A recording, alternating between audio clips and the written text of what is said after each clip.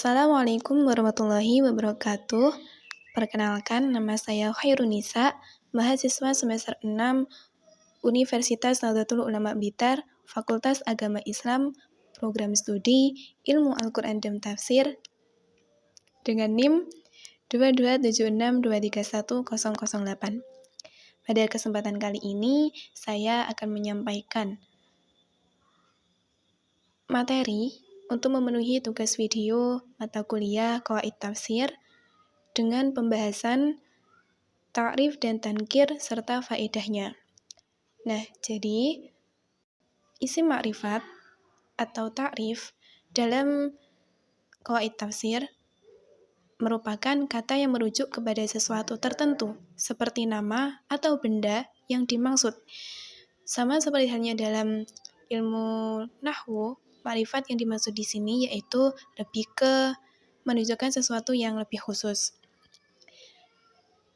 Kalau dalam ilmu nahwu, isim ma'rifat itu dibagi menjadi 7. Yang pertama ada isim dhamir atau kata ganti, yang kedua isim alam atau nama, yang ketiga isim isyarah yaitu kata tunjuk, yang keempat isim mausul yang berarti kata hubung, yang kelima isim yang dimasuki alif lam, yang keenam idhofah, dan yang terakhir yaitu munada, seruan atau panggilan.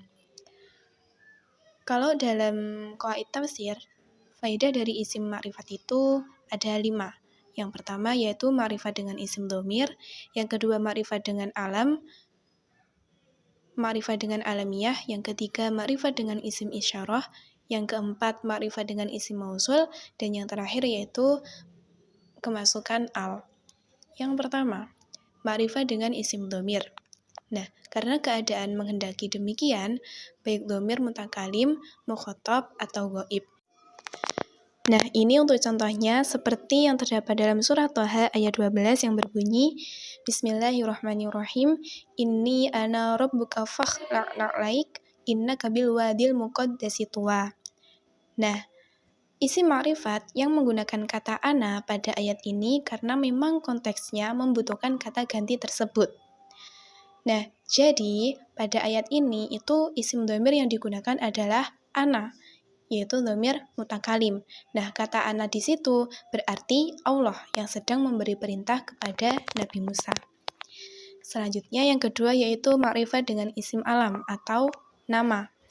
Nah, faedahnya yaitu bertujuan untuk meyakinkan lawan bicara. Salah satu contohnya yaitu yang terdapat pada surat Al-Ikhlas ayat 1, Bismillahirrahmanirrahim, Qul huwallahu ahad. Jadi ma'rifat dalam ayat ini adalah kata ahadun. Penggunaan kata ahadun atau esa di sini bertujuan untuk meyakinkan pembaca bahwa Allah itu esa, hanya ada satu dan tidak ada yang lain. Nah, di sisi lain, ahadun ini merupakan salah satu nama-nama Allah yang terkumpul dalam 99 nama yaitu Asmaul Husna. Jadi di sini yang menunjukkan isim alam yaitu ahadun. Yang ketiga yaitu ma'rifat dengan isim isyarah. Nah, di sini berfungsi untuk yang pertama, menunjukkan jarak jauh atau dekat. Yang kedua, merendahkan objek yang ditunjuk atau yang berjarak dekat. Yang ketiga, yaitu menjelaskan bahwa objek yang ditunjuk pantas mendapatkan sifat yang disebut sesudahnya.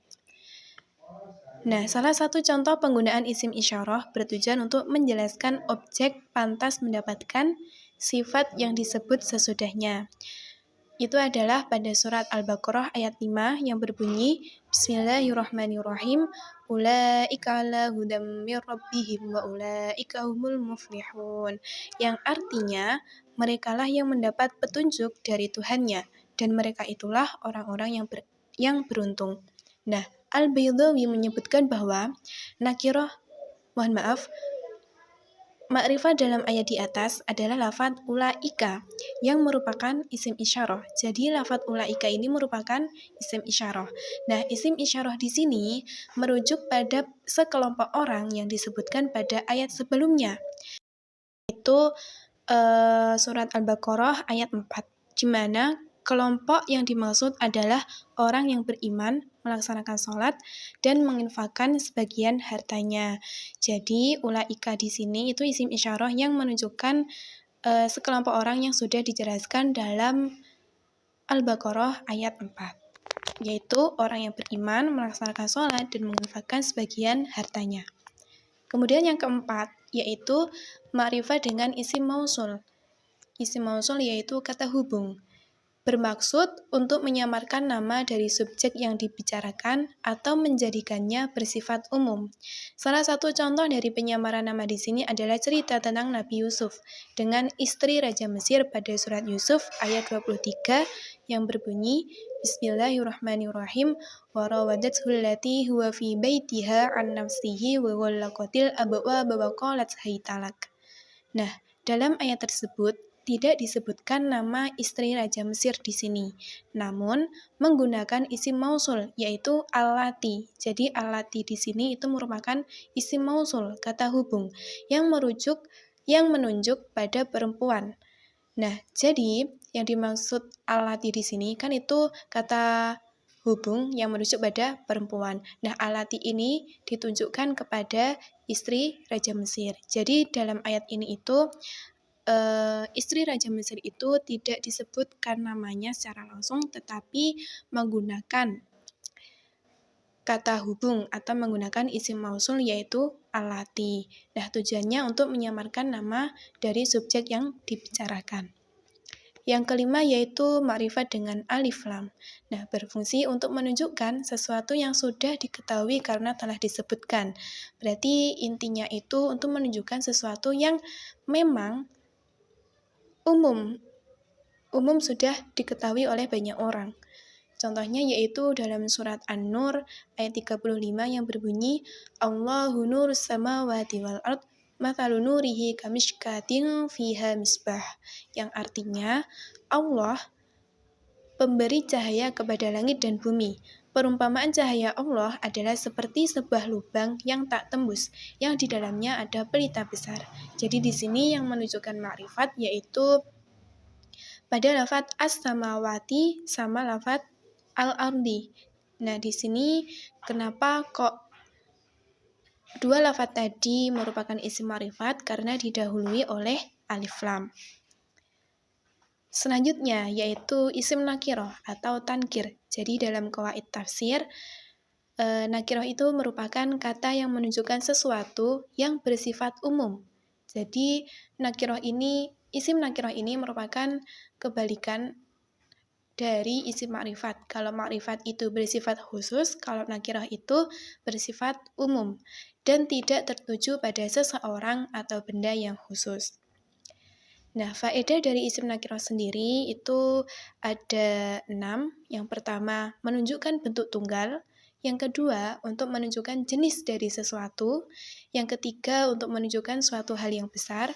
Yang keempat, untuk menunjukkan suatu hal yang banyak. Yang kelima, untuk menunjukkan hal yang remeh. Dan yang keenam, yaitu menunjukkan hal yang sedikit. Baik, kita masuk ke penjelasannya. Faedah dari isim nakiroh yang pertama, yaitu menunjukkan bentuk tunggal. Seperti yang terdapat dalam Quran Surat Yasin ayat 20 yang berbunyi Bismillahirrahmanirrahim wa ja'a min aqsal madinati rajulun yas'a qala ya qaumi ittabi'ul mursalin, yang artinya dan datanglah dari ujung kota seorang laki-laki dengan bergegas dia berkata, wahai kaumku, ikutilah utusan-utusan itu. Nah, pada ayat ini yang terdapat kata rajulun yang bermakna laki-laki itu merupakan lafadz yang berjenis nakiroh. Nah, kata ini secara jumlah juga berjenis mufrad atau kata tunggal, sehingga rajulun dalam ayat tersebut dapat dimaknai berjumlah tunggal atau seorang laki-laki saja. Nah, jadi di sini faedah dari isim nakiroh yaitu menunjukkan bentuk tunggal. Nah, pada ayat ini yang menunjukkan isim nakiroh itu adalah lafadz rajulun yang berarti seorang laki-laki saja. Yang kedua yaitu menunjukkan jenis sesuatu atau an-naw'. Di sini contohnya yaitu terdapat dalam Quran Surat An-Nur ayat 45 yang berbunyi Bismillahirrahmanirrahim wallahu khalaqakum kulla dabbatin mimma, yang artinya dan Allah menciptakan semua jenis hewan dari air. Nah, pada ayat tersebut terdapat kata ma yang berarti air. Maksud dari air di sini adalah air mani atau sperma. Maka ayat ini mengindikasikan bahwa Allah Subhanahu wa Ta'ala menciptakan berbagai macam hewan melata dari berbagai macam air mani. Maka untuk merangkum seluruh jenis air mani tersebut digunakanlah kata berjenis nakiroh. Jadi kan macam-macam air kan ada banyak. Jadi pada ayat ini kata ma itu merupakan isim nakiroh yang menunjukkan jenis dari air. Dan jenis dari air yang dimaksud dalam ayat ini yaitu air mani.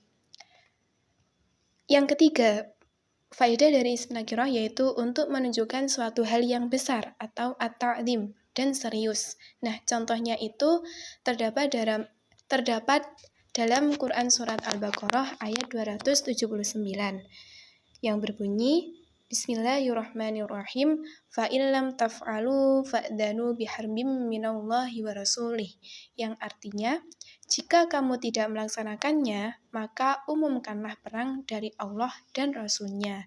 Nah, pada ayat ini terdapat isim nakirah yaitu lafadz harbin yang berarti perang. Kemudian Ibnu Abbas menafsirkan ayat ini yaitu bagi yang menolak untuk bertaubat dan berhenti dari perbuatan riba, maka boleh dihukum mati. Kemudian Qatadah mengatakan Allah mengancam mereka dengan pembunuhan. Nah, ini menjelaskan bahwa makna perang di sini adalah suatu hal yang serius dan besar. Nah, jadi pada ayat ini lafadz harbin itu merupakan isim nakiroh. Nah, harbin sendiri kan berarti perang. Perang itu pada saat itu merupakan hal yang besar, ancaman yang besar. Jadi harbin pada ayat ini itu merupakan ancaman Allah yang besar dan diperuntukkan bagi orang yang menolak untuk bertaubat dan berhenti dari perbuatan riba, maka boleh dihukum mati. Faedah isim nakirah yang keempat yaitu untuk menunjukkan jumlah yang banyak. Nah, contohnya terdapat dalam Quran Surat Al-A'raf ayat 113 yang berbunyi Bismillahirrahmanirrahim waja'as saharatu fir'auna qalu inna lana la'ajran in kunna nahnul ghalibin, yang artinya dan para pesihir datang kepada Fir'aun. Yang artinya dan para pesihir datang kepada Fir'aun. Mereka berkata, apakah kami akan mendapat imbalan jika kami menang? Nah, jadi pada ayat ini terdapat isim nakirah yaitu lafadz ajron atau imbalan, yaitu imbalan yang berlimpah lagi banyak, di mana hal tersebut harus setimpal dengan kesulitan mereka mengalahkan Nabi Musa. Jadi di sini konteks historisnya itu para pesihir datang kepada Fir'aun. Jadi Fir'aun ini memberikan pengumuman siapa saja mereka yang bisa mengalahkan Nabi Musa akan dibalas dengan imbalan. Nah, imbalan di sini itu imbalan yang dimaksud adalah imbalan yang berlimpah lagi banyak. Jadi lafadz ajron di sini isim nakirah yang menunjukkan jumlah banyak. Faedah dari isim nakirah yang kelima yaitu untuk menunjukkan suatu hal yang kecil, rendah, atau remeh. Nah, contohnya terdapat dalam Quran Surat Al-Basa ayat 18 yang berbunyi Bismillahirrahmanirrahim min ayyi syai'in khalaqoh, yang artinya dari apakah dia, Allah, menciptakannya. Pada ayat ini terdapat isim nakirah yaitu lafadz syai'in atau sesuatu yang mengindikasikan pertanyaan ini bermaksud untuk menyadarkan manusia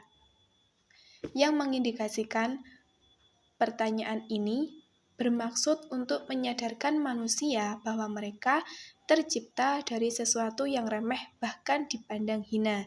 Jadi syai'in, lafadz syai'in ini yang berarti sesuatu ini itu untuk menunjukkan suatu hal yang kecil, rendah atau remeh.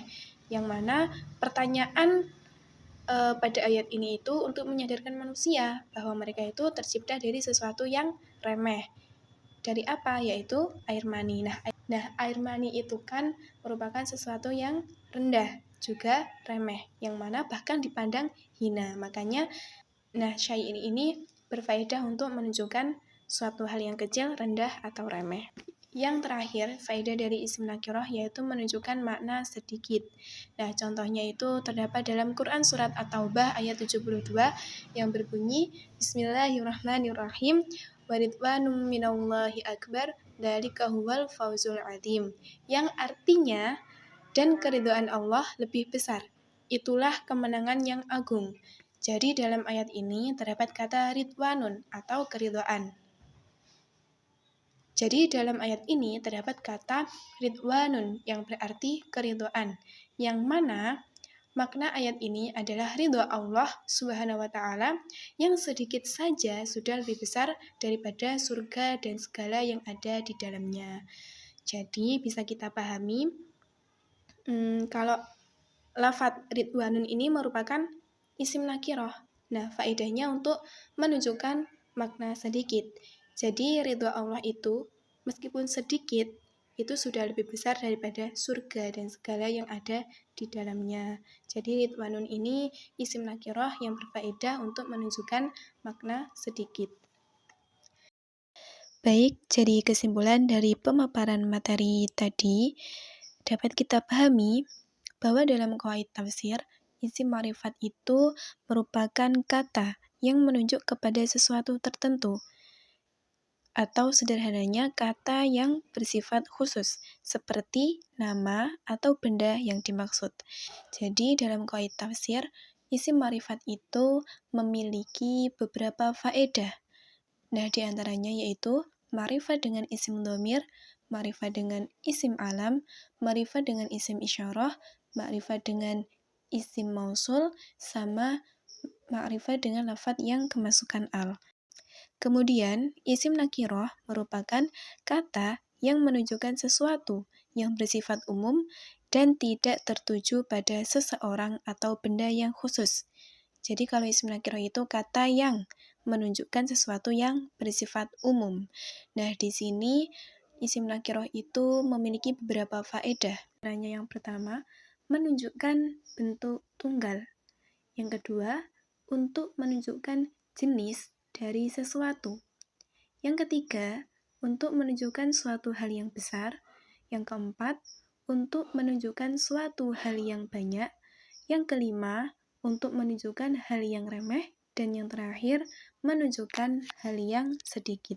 Beberapa tujuan dari nakirah dan ma'rifat di atas belum mewakili keseluruhan tujuan digunakannya kaidah tersebut dalam Al-Quran.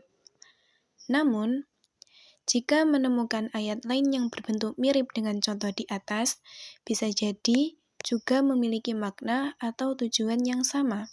Selain itu, terdapat pengulangan nakirah dan ma'rifat pada sebagian ayat. Hal ini juga memiliki tujuan yang berbeda. Demikianlah video tugas yang dapat saya sampaikan.